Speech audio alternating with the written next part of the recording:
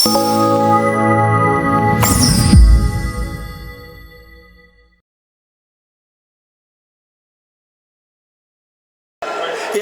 Is Sai Chandra welcome our channel. TDP, Janasena, BJP ఇంకా మాటలు లేవు, మాట్లాడుకోవడాలు లేవు, ఆకాశానికి అంటాయి సంబరాలు అయితే సేమ్ టైం. అన్న నమస్తే. నమస్తే తమ్ముడు, ఎలా ఉన్నా? చాలా కృషి చేశారన్న మీరైతే టీడీపీకి అన్నట్టు పార్టీని అయితే తెచ్చుకున్నారు. ఎలా అనిపిస్తుంది? చాలా ఆనందంగా ఉంది బ్రదర్. ఇంకా వాస్తవంగా చెప్పాలంటే ఇది బాబు గారి, లోకేష్ గారి, లేదంటే పవన్ కళ్యాణ్ గారి కూటమి విజయం కంటే ప్రతి కార్యకర్త పడ్డ కష్టం 5 సంవత్సరాలుగా తెలుగుదేశం పార్టీ కార్యకర్త కానీ, లేదంటే జనసేన పార్టీ కార్యకర్త కానీ ఎన్ని కష్టాలు పడ్డాయో, ఎన్ని ఆత్మహత్యలు చూశారు, ఎన్ని చూసారో మనం కళ్ళను చూసాం. అలాంటి శ్రమకు ఇది ప్రతిఫలం. నిజం చెప్పాలంటే ప్రతి పార్టీ నాయకులు ఇప్పుడు కార్యకర్తల కాళ్ళు గడిగి ఆ నీళ్ళని తల మీద చల్లుకునే రోజు ఈరోజు. ఇప్పుడు దాకా కార్యకర్తలు మోసారు, ఇప్పుడు నాయకులు కార్యకర్తలు మోయాల్సిన డే వచ్చింది.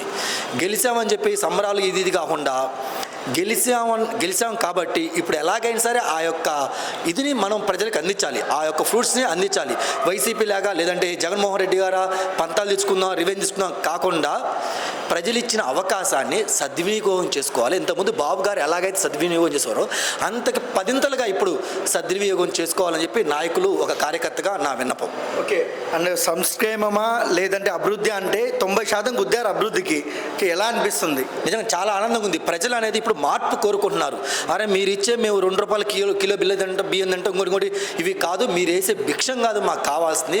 ఈరోజు మాకు ఉద్యోగం కావాలి, చేసుకోవడానికి పని కావాలి, మా కాళ్ళ మీద నేను నిలబడే అది మాకు కల్పించండి చాలు. అది ఉంటే మా కాళ్ళ మీద నేను నిలబడతాం, మా రూపాయి మేము సంపాదించుకుంటాం, మా బతుకు మేము బతుకుతాం. మీరెవరు మాకు ఫ్రీగా ఇవ్వాల్సింది, మీరెవరు పొద్దుగు మాకు బట్టలు నొక్కడానికి మిమ్మల్ని ముఖ్యమంత్రి చేసింది దేనికి? రాష్ట్రాన్ని పరుగులెడతారని చెప్పి ముఖ్యమంత్రి చేసినాం. అంతేగాని మీరు వెనక్కి తీసుకెళ్ళడానికి కదా ముఖ్యమంత్రి చేసింది. అది క్లియర్గా ఆంధ్ర రాష్ట్రంలో మళ్ళొక్కసారి కనపడింది. డెఫినెట్గా అభివృద్ధి జరిగి తీరుతుంది. ఆంధ్రులు కళ్ళగన్న రాజధాని ఏదైతే అమరావతి ఉందో అది ప్రతిష్టాత్మకంగా ఇండియాలో చెప్పుకోదగ్గ ద బెస్ట్ క్యాపిటల్గా నారా చంద్రబాబు నాయుడు గారు తీర్చిదిద్దారని మాకు గట్టిగా నమ్మకం ఉంది. ఓకే, కళ్యాణ్ గారు అన్నారు అదల పాతాళంలోకి జగన్ ని తొక్కుతా అని. ఏమైంది? కళ్యాణ్ గారు అన్నట్టు చేసి చూపించాడు. ఈ విషయంలో కూడా ఆయన్ని మెచ్చుకోవచ్చు. ఇంకా చెప్పాలంటే బ్రదర్, మీరు యొక్క రిజల్ట్ చూస్తుంటే నాకు తెలిసి మా కూటమి ఏదైతే జనసేన ఉందో, జనసేన ప్రతిపక్ష నేతగా యాక్ట్ చేసినా తప్పులేదు. ఎందుకంటే మాదే ఈ పుష్పలో ఒక సాంగ్ ఉంటుంది, ఆ పక్క నేనే ఈ పక్క నేనే అని ఒక సాంగ్ ఉంటుంది. అలాగే ఈ కూటమిలో ముఖ్యమంత్రి మేమే, అపోజిషన్ లీడర్ మేమే అన్నట్టు జనసేన టీడీపీ 2 యాక్ట్ చేయబోతుంది.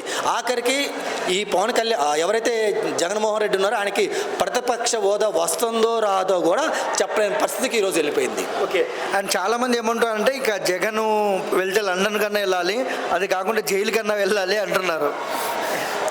జగన్ గారు జరిగిన మిస్టేక్ని ఇప్పటికైనా రెక్టిఫై చేసుకొని డబ్బులు సంపాదించడానికే నేను రాజకీయంలోకి వచ్చాను కాకుండా ఇప్పటికైనా సరే ప్రజలు నాకు ఇంతకుముందు మంచి అవకాశం ఇచ్చారు, పర్లా అది మళ్ళీ నాకు ఇప్పుడు అవకాశం తీసేసినా కానీ వాళ్ళ కోసం మళ్ళీ కష్టపడి వాళ్ళకి మంచి చేసి నేను అధికారంలోకి రావాలని కోరుకుని గట్టిగా కష్టపడితే ప్రజలు ఆదర్శిస్తారు. లేదంటే వాళ్ళ యొక్క చెల్లైన షర్మిలాని నెత్తిన పెట్టుకోవడానికి ప్రజలు రెడీగా ఉన్నారు.